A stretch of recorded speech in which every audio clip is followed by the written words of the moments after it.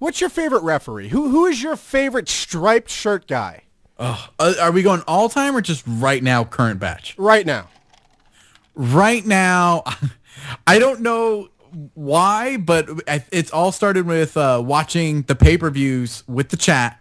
And for some reason, it's a big thing in the chat, Little Nate.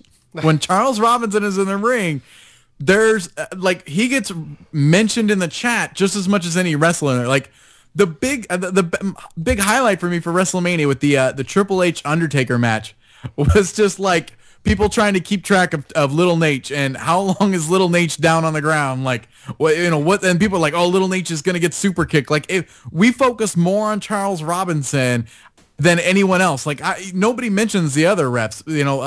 Who's the black one that you like? Oh, the Hooch from Scrubs. That Hooch, guy, yes. he's Hooch the best. is crazy. But Danny, it hit me. And I was watching the latest TNA pay-per-view, and then I'm like, this guy, Mr. Hebner, Mr. Brian Hebner, this guy puts more into his matches than the wrestlers do. I'm more emotionally invested in how much Brian Hebner's sweating in his shoes, and like, where'd they get their print on the back of the shirt? Maybe I'll go through them. Stuff like that. I don't really, a lot of times the match will just kind of pass by, but Hebner, my eyes are always on this guy.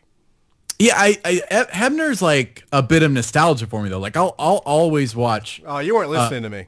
No, I'm going to Earl though. I'm saying I'll always watch Earl Hebner. Like he's that guy. Like I grew up with you didn't see Hebner all night because Hebner was doing the Hogan match.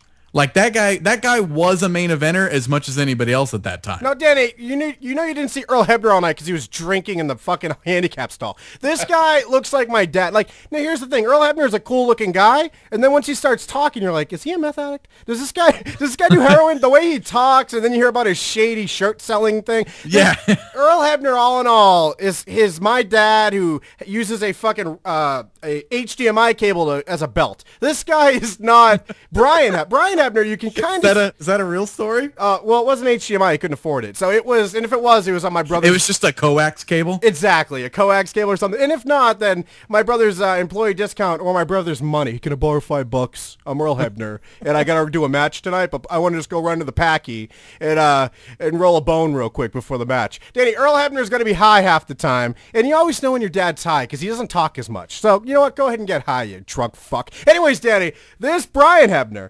He's so young and cool looking. I mean, all right, Garrett Bischoff is not getting over with me until he beats Brian Hebner.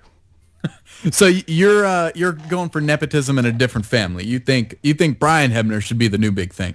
Danny, it's liaison, but I definitely feel that way. Yeah, I use that in my opinions sometimes. Yeah, no, that's probably not the right word, but we'll roll with it. I would think that it's kind of shameful to have Earl as your dad, not for all the reasons you listed, but that guy had, I mean, maybe the best job in sports entertainment. Like, obviously, this is something he enjoys doing, or he has no skills that could get him any other job. But he was, like I said, he was the main event guy. You associate him with so many classic moments because he was there on video and pictures with every important moment in the WWF and WWE. And like he blows it. Like, how do you blow a sweet spot like that? Like when you get the sweetest gig in your industry, you're not expected to do anything but count to 3 and like oversell other people's moves and punches. You know, some guy gets kicked in the gut and you throw your hands in your stomach and act like it hurt you by default somehow. All he had to do was just show up and do that 15 minutes of work every night. Here's what Earl did wrong. You're right. He had the sweetest gig. He was going to inherit 5 Dunkin' Donut franchises in Plymouth, and no, he's a scumbag who wanted to work construction and leave his kids nothing but a shitty condo in Vegas because his brother was the breadwinner. Not breadwinner in sibling rivalry. Yes. This Hebner thing is hitting home for you.